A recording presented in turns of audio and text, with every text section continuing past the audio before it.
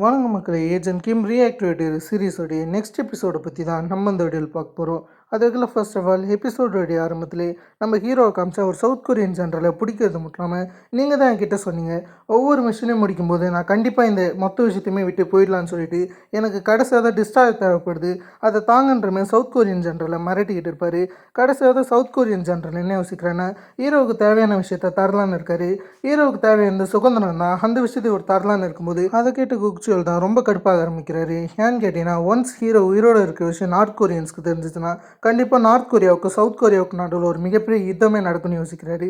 அதில் அப்படிப்பட்ட ஒரு விஷயத்தை நடக்கக்கூடாதுன்ற மாதிரி குக்சுவல் பேசினா அந்த சைடு இருக்கிற ஜென்ரல் என்ன சொல்கிறான்னா, நம்ம ஏகப்பட்ட வாட்டி அவனுக்கு சத்தியம் பண்ணிட்டோம், இந்த வாட்டி நம்ம வார்த்தையை காப்பாற்ற வேண்டிய நேரம் வந்துடுச்சு, அதில் அவனை ரிலீஸ் பண்ணிடலான்னு போது அதை கேட்ட குக்சுவலும் கடைசியாக என்ன சொல்கிறான்னா, கண்டிப்பாக ஒரு நாள் நீங்கள் இதை நினச்சி வருத்தப்பட போகிறீங்கன்னு சொல்லு. அதை கேட்ட ஜென்ரலுமே அதை பார்த்துக்கலான்ற மாரி இருக்காரு.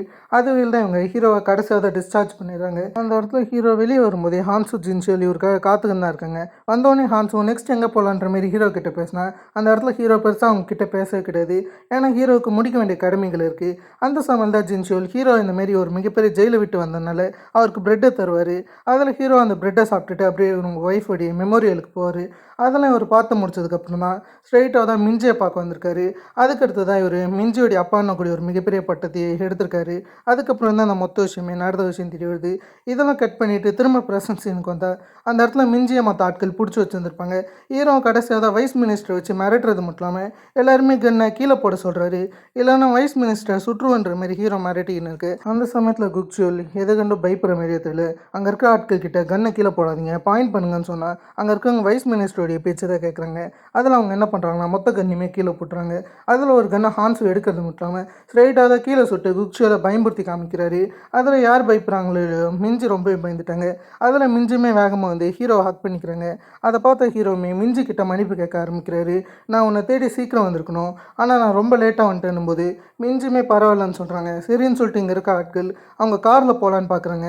அந்த சமயம் தான் ஜின்ஷோலி அவருடைய காரோட டயர் பஞ்சர் ஆகிருக்க விஷயத்தை நோட்டீஸ் பண்ணுறாரு. அதெல்லாம் அங்கே இருக்கக்கூடிய ஒரு சோல்ஜர் கிட்ட இருந்து இவங்க கார்கியை வாங்குறது மட்டும் இல்லாமல் கீழே ஒரு சின்ன பாமை செட் பண்ணி வராங்க.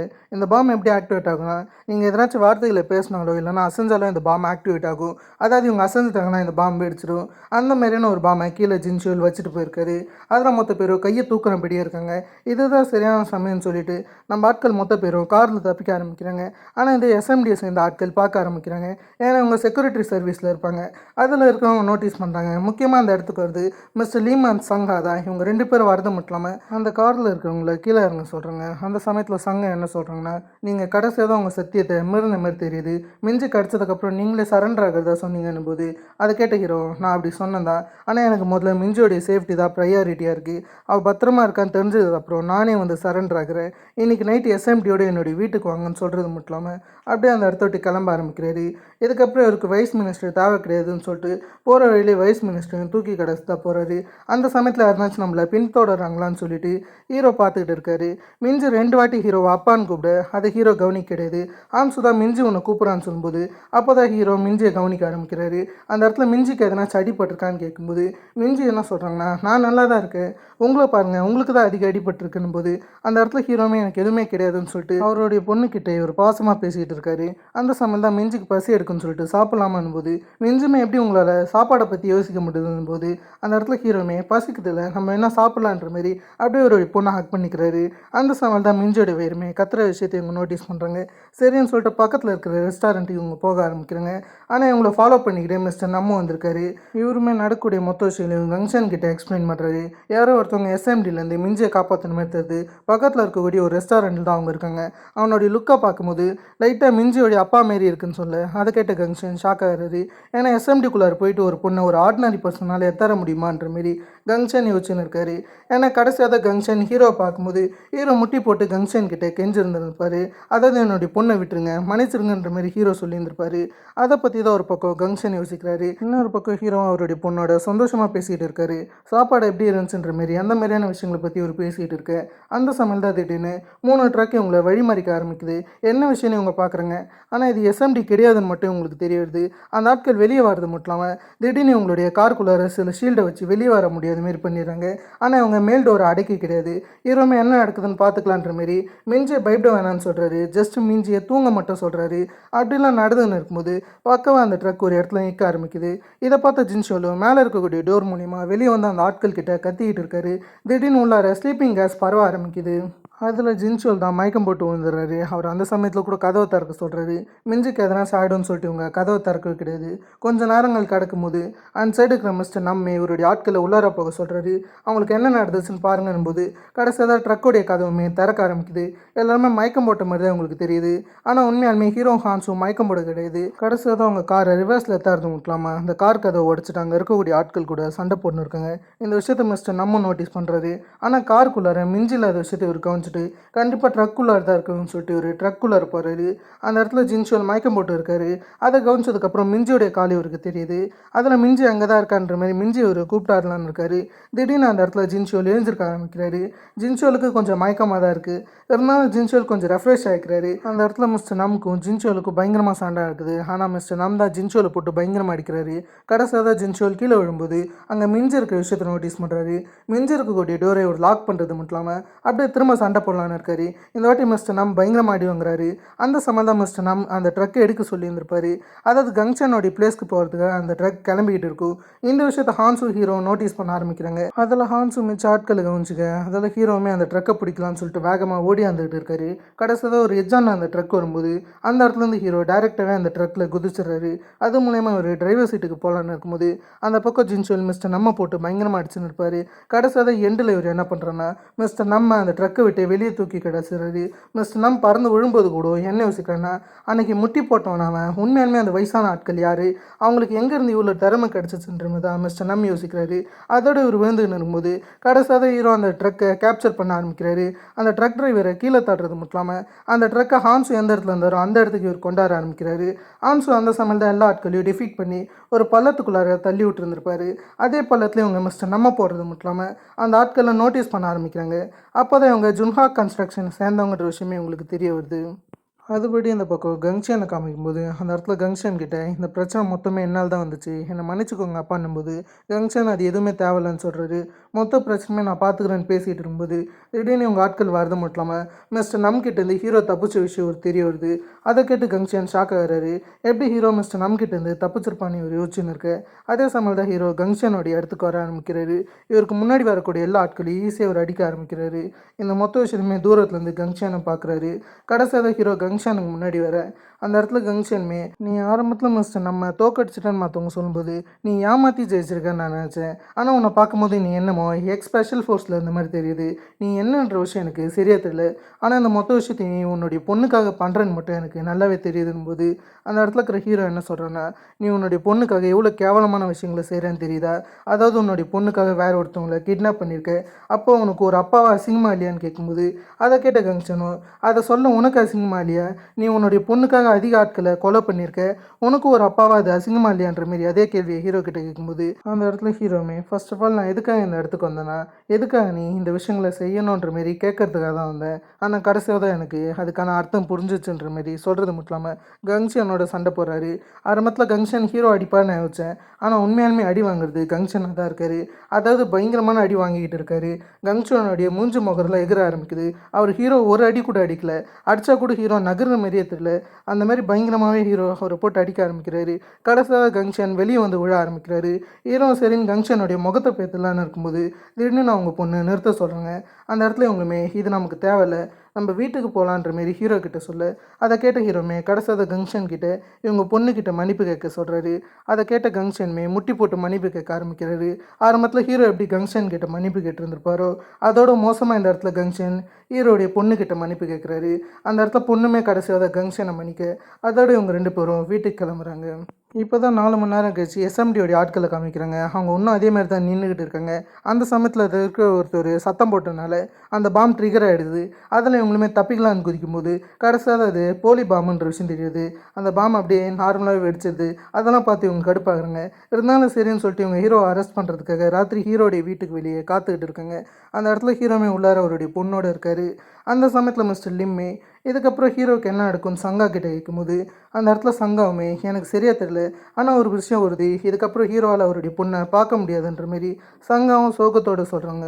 உள்ளார ஹீரோவை காமிச்சா அந்த இடத்துல மிஞ்சி ஹீரோ கிட்ட மன்னிப்பு கேட்பாங்க.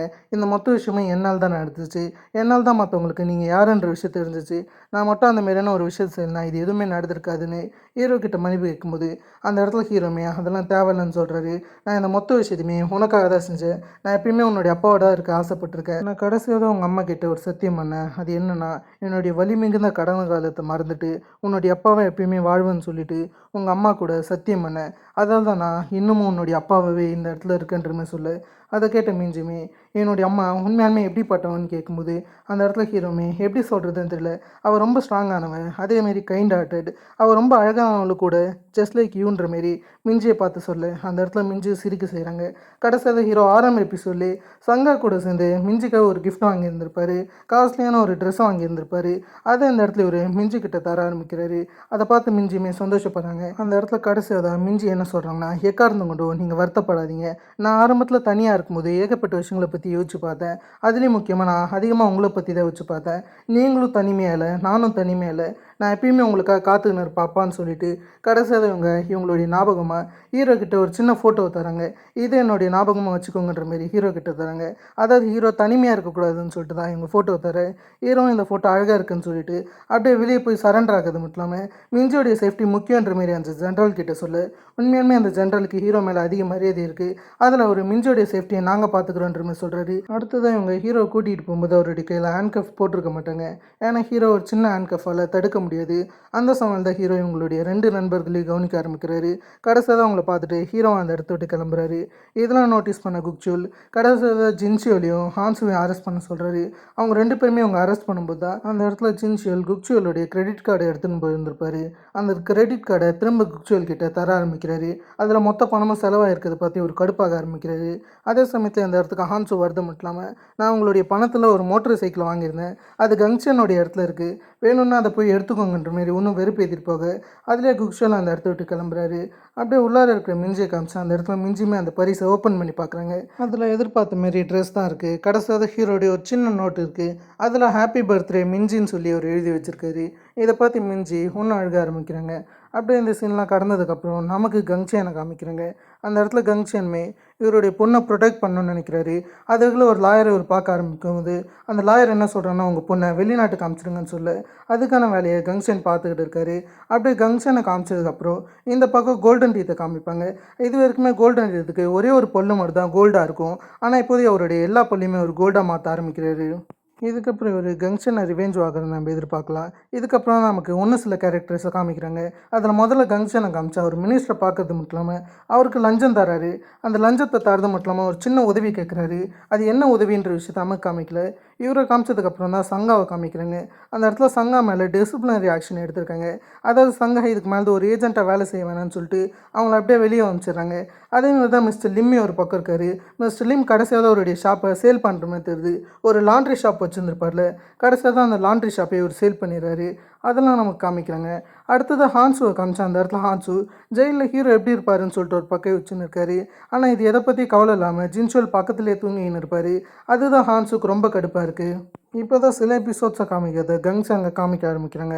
அவர் சவுத் கொரியாவில் செட்டில் ஆகிட்டாரோ ஒரு நார்த் கொரியன் உளவாளி மூலிமா ட்ரீட்மெண்ட் எடுத்துருக்கிற மாதிரி தெரியுது. அந்த இடத்துல ஒரு இப்போதைக்கு நார்த் கொரியா மேலே ரொம்ப கடுப்பாக இருக்கார். அதுக்குள்ள ஒரு சவுத் கொரியன் நியூஸ் இவர் பார்த்துட்டு இருக்கிற மாதிரி காமிச்சு அப்படியே சவுத் கொரியன் கவர்மெண்ட்ஸ் கிட்ட போகிறாங்க. அதாவது இப்போது ஹீரோ சவுத் கொரியன் கவர்மெண்ட்ஸ் கிட்ட மாட்டிக்கிட்டாரு. ஆனால் இவங்களுக்கு இருக்கிற பிரச்சனை என்னென்னா, நார்த் கொரியாவை எப்படி டிஃபென்ஸ் பண்ண போகிறாங்கன்னு யோசிக்கிறாங்க. ஏன்னா முன்னமே நார்த் கொரியாவுக்கு ஹீரோ உயிரோடு இருக்கிற விஷயம் தெரிஞ்சிச்சு. ஹீரோவாடைய நார்த் கொரியா என்ன வேணாலும் பண்ணுவாங்கன்னு இவங்க யோசிக்கிறாங்க. அதில் எப்படினாச்சும் நார்த் கொரியாவை தடுக்கணுன்ற மாரி இவங்க ஒரு பக்கம் வச்சுன்னு இருக்காங்க. அடுத்தது சில ஆட்கள் ஹீரோவை பார்க்க வராங்க. ஏன்னு தெரியல, ஹீரோவை இந்த சமயத்தில் ஒரு செல்லில் அடைச்சி வச்சுருக்காங்க. அந்த இடத்துக்கு இவங்க வரது மட்டும் இல்லாமல் ஹீரோவுக்கு ட்ரான்ஸ்ஃபர் ஆர்டர் வந்திருக்கதா சொல்கிறாங்க. அதில் இவங்க ஹீரோவுடைய உடம்புல மயக்க ஊசி செலுத்த ஆரம்பிக்கிறாங்க. கடைசியாக ஹீரோ மயக்கப்படும்போது அவருடைய கண் மூலியமாக அவங்க யாருன்ற மாரி லைட்டாக பார்க்க ஆரம்பிக்கிறாரு. கடைசியாக அவருடைய கண் துணியை எடுக்க ஆரம்பிக்கிறாங்க.